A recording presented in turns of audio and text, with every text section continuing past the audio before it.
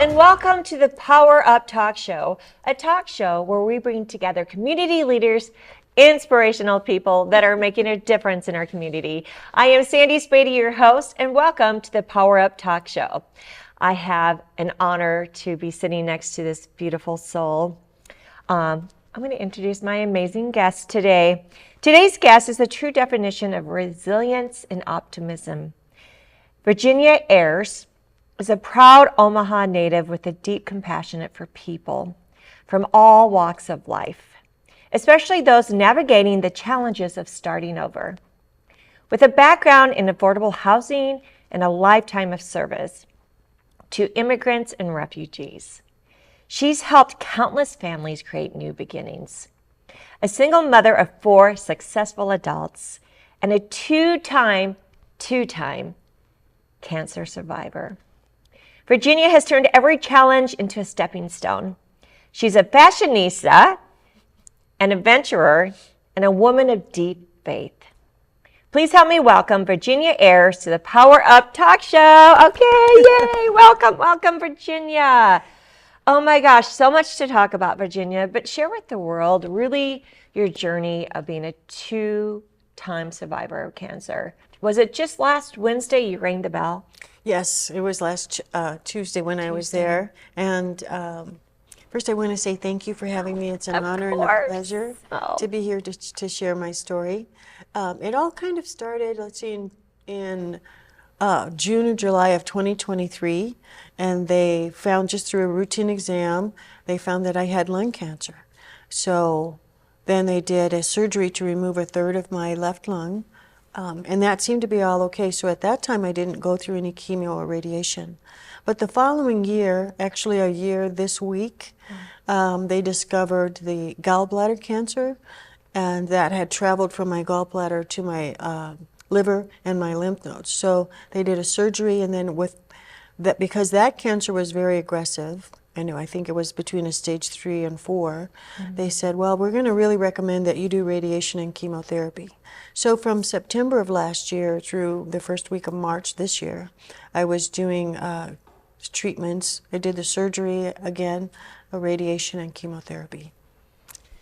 Wow, that is an amazing journey. How do you, what advice can you give to women out there that have been diagnosed with cancer? What is it that got you through twice a really devastating cancer? So as you mentioned in my introduction, I'm a woman of deep faith, and I know that nothing that we go through there isn't anything that surprises God or catches him off guard. And I know that he loves me and has good plans for me, and so I can trust him to walk me through this process. So, it was really challenging. I didn't know last year when I had the surgery and all the, treatments and everything, how it would turn out. But I can tell you that today I sit here, I'm stronger than I was. God has really restored my strength and also my hope. So I would encourage people to, look to the Lord for strength and for hope, and know that he's good and that he'll carry you through it. That's so true. Do you or did you have any support groups or any close friends? We know God's number one. Yes, all right, we all know God's number one. But how, in your everyday support, did you have a support group, or how did you overcome a really bad day? I would talk to friends, and some of them have already been through challenging things. I relied a lot on my church family, my children who were here to encourage me. That's how we made it. Yes. As far as being a 2-time survivor, now it's like a new beginning, right? Mm-hmm. You're cleared free of something that could have held you back, but it didn't hold you back. Where do you see yourself now? I mean, you lived, what's so interesting about you is that you grew up overseas, right? Mm-hmm. And, you supported refugee families in Omaha. But what inspires you every day? And what are you passionate about now, living through what you've lived through? I'm passionate about making every single day count. All the encounters, like even this conversation, I don't take it for granted. So I'm always looking for an opportunity to love people and encourage them. My greatest passion is to encourage people to be in a place where they live their best life, whether that's going to be in a house or assisted living or getting a better job, having transportation. That's what really is my passion. That's what inspires me. When you worked with the refugees, what was it that drew you to that? Because that's not an easy job, right? Mm-hmm. And it can be overwhelming at sometimes, because I'm sure it's almost sad sometimes too to hear their stories. What drew you to help those refugees when they came to Omaha?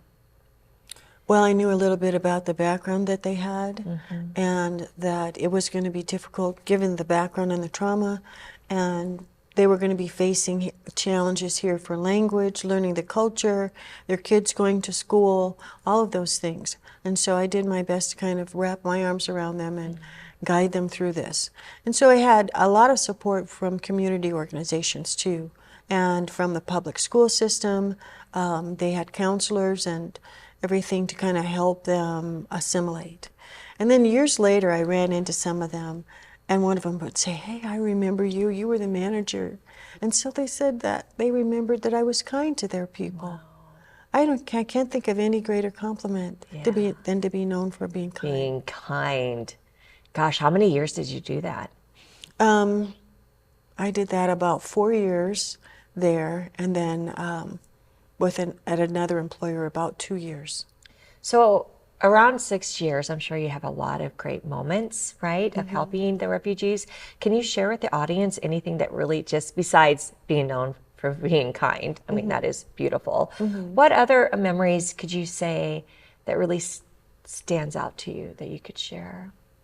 Well, for them, it was just getting them into a good place, making sure that they were close to schools, transportation, they had to learn how to catch the bus, all those kinds of things.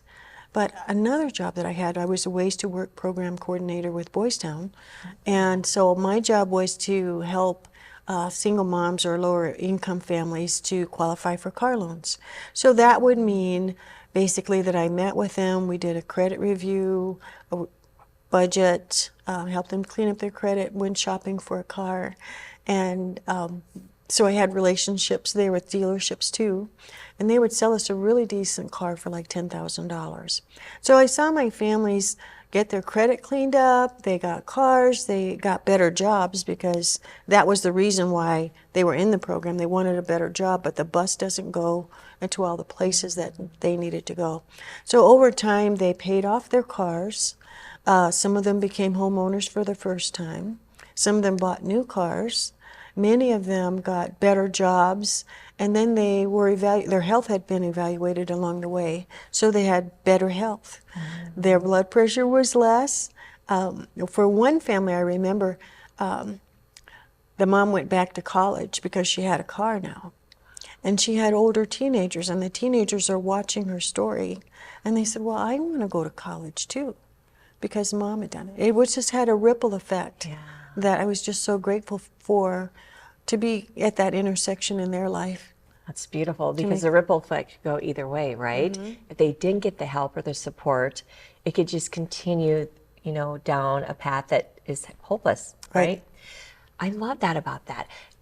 Do you find that it was mostly single moms that needed that support, or is it all families? Like, is there one more demographic more that you found that needed more assistance? Most of my clients were single moms. Yeah. I did have couples. I did have one single dad. So, yeah. Yeah, that's amazing. As far as you, Virginia, what is it that you are really love to do, right? You just got your freedom. What is it that you see in the next 5 years? Like, what do you want to do with your life? Well, two things. Yes. One, I want to travel. So in January, I have a major milestone for my birthday, and I'm planning that to go to Italy and do a train tour. Nice. Yeah. So I'll let you know how that goes. I know. Italy and train. I mean, that's beautiful. I've been to Italy, but on a train. Mm-hmm. How nice is that? Do you think you'll go with your family or go? So it depends on whether my kids have time off or not, but yeah, that's one thing. The other thing I want to do is to be established in my own business, which would be to help, actually it's going to be helping seniors to get into independent living, assisted living, hospice, whatever those families need. Because during my recovery time, I've kind of worked with one of my friends who has a business, an auctioning business, and she helps the seniors separate their goods and then move them to wherever they're going to move. And I thought, I know exactly how they're feeling with parting with their stuff, with moving and not wanting to move, and how the kids feel with, having to negotiate things with the parents. So I want to be in a position where I can help them to find the right place and kind of talk them through a very difficult time. I think there's a big need for that because nowadays people have so much noise, right? Mm-hmm. Their elderly parents, they sometimes don't even live in the same town. So to have that advocate for them to help, shorten the toughness of having to choose and what to do, I think that's great. Do you think you just do that yourself on your own entrepreneurship, or do you think you'll find a company that aligns with you? Actually, I'm researching both, and I'm doing some interviews with them to see if that's what I'd like to do or whether I want to do it on my own. That is great. Okay, what else as far as your everyday? I always like to say, what's a day of a life of Virginia? What's an average day? Oh, I get up and I'm pretty faithful to exercise. So now I have gone from being, in my recovery journey, gone from doing like 20 minutes of Pilates to now 45 minutes or an hour a day. So I try to do that at least 4 or 5 times a week. And then I walk 2.5, 3 miles. About 4 or 5 times a week. So that's my first thing. And then I come back and I journal and I think about, okay, what are my plans what do I want to achieve? Because you know what? A lot of things happen just right here. You have to have your thought life together. Thoughts become things. And so then I talk about what it is that I want to go to or to do. And then I set about doing it. Yeah. As far as helping others that have cancer or living with cancer right now, have you ever thought about maybe coming up with a support group, or was there a support group for you out there for just that particular, for cancer? They did refer me to a support group, and it just didn't feel like a good fit for me at that time. I don't know I will tell you that going through it a second time was mind-boggling. I didn't expect that I would have that again because I had just gone through the first one. I thought I'd paid my dues, but here it is, almost exactly, a 1-year anniversary. So I don't know if it was my mindset at the time, but I just went along, just spent time with myself. I talked to friends again, but I didn't really do a lot with support groups then. I don't know, probably it would be helpful to lend my support for somebody that has a challenge in this area. I would not mind at all linking arms with another lady that needed help. I know that Virginia is a speaker for Women with Voices, an October event, and she's going to share her journey with amazing women with Women with Voices group.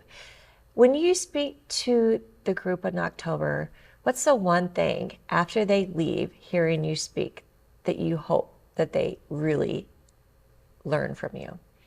Well, that they take charge of their life, that they maintain their hope and make use of every single moment to make an impact on the person they have in front of them. Yes.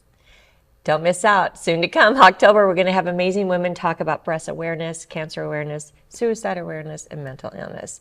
October's a big month where we're going to address all of them. As far as really, you said you like to travel, right? So if you had no budget, you could do whatever you want. Besides Italy, that's already there. What would be a perfect trip for you? Oh my gosh, it would probably be no budget. Like a 21-day cruise, and just see some of the sites in Europe, and that would probably be where I'd want to go. Yeah, like a river cruise. River cruise, yep. I love that. So going back, because I think it's just so amazing that you're so so positive with your cancer. When I first met Virginia, just her light of who she is so attracting at a Women Voices coffee, right? What is it that on your really hard days when hope is really hard, right? Because I'm sure you had a day that was just really overwhelming, right? Probably multiple. How did you get out of it to be, come out hopeful again with that? Well, Like a really bad day. I really did have bad days. Yeah. Because the effect of the radiation and the chemotherapy does things to your brain and the way that you think. Well, interesting. Tell me more about that. So I was really battling depression, trying to negotiate with God that I didn't want to live, but He kept encouraging me that He had plans for me. So besides I was seeing a therapist, so at that time my therapist bumped up our meetings so that I was seeing her like once a week or every 2 weeks, and I would have assignments to do to work through things. So that's what I did, and then I would put on music, worship music, and then I would remember, that I'm still here because I still have a purpose. Yes. And that's what I'm going to focus on, finding that out and getting strong enough to do it. Yes, that is beautiful. Because really sometimes it can, people could go through situations that they just really feel hopeless, that there's no way out because you're in the thick of it, right? The fog of it, that you just can't climb your way out of it. And I'm glad that you share with the audience that counseling, right, is so important. Sometimes you can't control it. And radiation, I remember taking my good friend driving, because we lived in a town that we didn't have it, and she had all her girlfriends take turns driving her to her radiation treatments. Did you ever have a lot of girlfriends? Like, would you go by yourself, or did you ever support? I feel like tons of support. Just about every appointment I had, either my son or my daughter, or some of my close friends would come, some of my church friends would come. So I very rarely went to any appointment by myself. They were always with me. Nice. That really helps the struggle, doesn't it? Yeah, because you just don't know as you're going through all of the appointments, how is it going to go? Yeah. How are you going to feel afterwards? And they kept saying it's going to be, you're going to be okay. You're going to get through this. You're going to be okay. And so that was sometimes what I hung my hope on. Yeah, hung your hope on. That's beautiful. Words of encouragement is so powerful, right? You can always take people down or pump people up with the words of encouragement. As far as, you survived twice cancer, what is it now that maybe you're like, okay, I waited to do that because I didn't know, but now you're a survivor twice. What is the one thing that you're like, this is on my bucket list, this is what I want to do in the next year or the next, because you said live today for every day like it's your last. Is there anything like outrageous that you're like, okay, I'm not going to wait to do it, I'm going to do it? Besides traveling? Yeah. One thing that I have been super, super serious about, and this is probably not exciting, but I have been very careful about what I'm eating. Yeah. So I make sure that I get enough protein, enough essential amino acids, enough water, I'm getting exercise, and I'm getting sleep.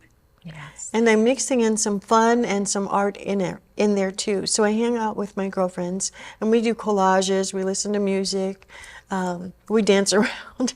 I think I need to hang out with you girls because I like to dance too. So we just do things, and being out in nature, I love to be outside walking or whatever. Wouldn't be a fisherman because I'd have to touch that, but just things that bring joy, whatever those are. So you touched on the power of like collages, right? And dancing. What is it when you do the collages that you now really focus on? You do that yearly collage of the upcoming year. What were some of the things, if you could look at your collage today and share with the audience, that really was like, I'm putting that on my collage? So I did a collage most recently, and it was full of vibrant flowers and colors, orange, purple, yellow, reds. And then I put a little photo of myself and a child in there. And then under it, I put a caption of works in progress, because we're ongoing in our relationships with my children and with everybody else. And then I put supercharge in the top and a couple other little things that mean something to me. And then at the bottom, I wrote, you can be certain. And the reason why you can be certain is because you can believe God and you can get up and do your best. Yeah. You can be certain. If you believe it and you're strong enough to do it and speak it, then you can do it. Yeah, because you're not really doing it alone, right? No. When you have God, he's your captain and you're the co-pilot. That's right. That's the total truth. What is it that that maybe in the past you have done? Like now you say you're healthy eating, right? You're doing all that. Is that something that started after this journey of cancer? I mean, I thought I was an okay eater before, but there was a lot of things that I've changed. So I don't do processed food at all. I make sure that I do my protein in the morning because your body needs protein about 30 minutes after you wake up. First of all, you have a glass of water, and then 30 minutes after that, you can have some protein or something to get your body going and your metabolism going. And so that's the kind of thing I'm very mindful about what goes into my body. So true. I mean, some days after work, I live alone. I'm like, what am I going to eat? That's not healthy. That's not healthy. Oh, forget it. I'm out of bed. Could have a boiled egg. It's so hard. Now, when you said protein, I find that interesting. What kind of protein do you usually have? Like, is it 2 eggs? Is it like a protein shake? Because, I've tried everything when it comes to like the shakes. And I'm like, I just can't do a shake. But what protein do you usually use? Well, I actually do use a protein shake. And sometimes I put fruit in it. Sometimes not. I've also had boiled eggs. A couple boiled eggs will hold you. Okay. Yep. What kind of protein shake do you use? Like, I want to know, because if there's one out there that works, maybe I need to know about it. Like, is it one that I see those protein shakes at Costco that are chocolate, like something like that, or you just make your own with protein powder? I make my own with protein powder. Okay. Yeah. Now, is it usually fruity or chocolate? Chocolate. Absolutely chocolate. Do you ever add coffee, like a espresso shot of coffee in there or not? Does that take away the goodness? I don't. I limit myself to 1 cup of coffee in the morning because of the caffeine. Yeah. So that's something I'm, measuring as well. But I bet you could try it. I bet instant coffee in your shake. I was just thinking like in a little espresso shot. Oh, with protein. I haven't tried it. Oh, I don't know. I love coffee. What's your favorite go-to meal? Like, what's your favorite thing if you're like, you have all the time in the world to cook something, what would it be? Well, this is not something I eat every day, but I make the best fried chicken. Oh, yeah. And cornbread and black-eyed peas. So that would be mine. Yummy. And this, you have to splurge once in a while. Yeah. Someone that like literally cuts out everything all the time, there's no way. When I saw J-Lo eating Doritos, I'm like, thank you, J-Lo. I know. Thank you for being human. Yeah. Because if not, then you crave it all the time, and then you overeat or something crazy like that. Yeah, I'm not that strict. I made a pie. I made a sweet potato pie, and then I allow myself to have like this much pie. Yeah. Every once in a while. And then give it to your girlfriends. Gave it away, put it in the freezer. Yeah. Something. Yeah, splurge, yeah.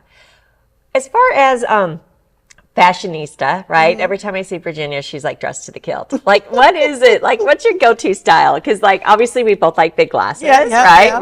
We like the big glasses. What's your favorite fun thing to wear? I mean, bright colors, are you animal print gal, or everything? Absolutely bright colors. Yeah. Yeah, jewel tones mostly. And I got my fashion sense from my mom. So we used to have great fun shopping and putting our outfits together and accessories and handbags. The handbags and the shoes had to match. Yes. Oh, gosh. So all of that. And she was always dressed to the nines, and so that's where I got it from. And I just love doing it. So that's it. Everything. And I just want to show, like, this ring.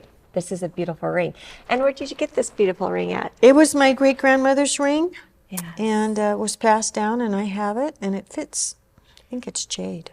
It's beautiful. Yeah. As far as grandmas, because we talked about how we love our grandmas, was there one thing that your grandma left you with, like wisdom or something, a great recipe? What was the one thing that you loved about your grandma? She was the world's best cook, Yeah. and she made everything from scratch. And she would make special treats for us, like lemon meringue pie, and it's like this tall. They can make the meringue. My grandma could do the same thing. Oh, and we had to eat it all until we were just like in a coma. Yeah. And then that would usually be on a Sunday night. And back then we would watch The Wonderful World of Walt Disney. Yes, we couldn't wait Yeah. to watch it. Yeah. So we could lay You on. see the little fairy lady starting the show, the Disney too. Yeah. Wow. And what was the tiger show or the animal? Mutual of Omaha. This Mutual of Omaha. I think came on before that, right? The simple things of TV. Black and white. Yeah, black and white. Yeah. But I remember sitting on my father's lap and just watching that. And I think now with society and the noise and everything going on, that I think they don't even do like sitting around really watching a good, wholesome series. I feel like we need to bring back some series. But yeah, those are good memories, aren't they? Very, very good. We had a lot of family dinners, and my grandmother had a lot of silver and crystal, and so all of that was out on the table for Sunday dinner. And so it was fun. Isn't that interesting? Now, today, I love to entertain. I love to have the colored plates, everything matching for Easter, because my grandmother did that. Do you still do that, and do you think your children will do that? I think that we're a little more casual now. Yeah. Because everybody's schedules, and what I didn't realize being a kid was how much time it takes to polish that silver or set the table. And then the dishes couldn't go in the dishwasher. So me and my brother were chosen, the lucky ones, to wash all those dishes. Yeah, you had to wash them. We had, like, I'm the youngest of 6. We had 2, Okay. 2 washers, 2 dryers, and 2 put away. There you go. There you go. So we made the job less stressful. Yeah. I just love your energy. What is it, the one thing you could say to your granddaughter or grandson? I'm not sure what you have. Oh, I have 4 grandchildren, 2 boys and 2 girls. What's something that you want them to remember, Virginia, about their grandma? Oh, I want them to remember that I love them more than life. Yes. And I believe they can do anything they want to do. Yeah. I think you have shown that already, and you're going to continue to show them that encouragement. And yeah, you're just a wonderful person. Thank you, Sandy. All right. Last advice before we finish our show. How can people get a hold of you? What do you want to leave with the audience? Maybe a quote or a one-liner, and then let them know how they can find you. Well, I guess the one-liner would be to be sure to take care of yourself. Yeah. Because you might have all the plans in the world, but if you don't take care of yourself, you won't be strong enough to do it. Absolutely. So that's one. Then you could reach me, what did I say, on Gmail. So I have a Gmail account. It's Ayers66@gmail. Women with Voices, speaker in October. Don't want to miss it. Yeah. She's going to be out there because you're changing lives every day. Not even like out there, but every day, one-to-one person. So I just appreciate you being here, Virginia. You just bring me joy. Thank you. Remember, everyone, make it like it's your last day. Enjoy life. Take care of yourself so you can help others too. And just go do it. Thank you. You're welcome. Thank you for having me. You're welcome.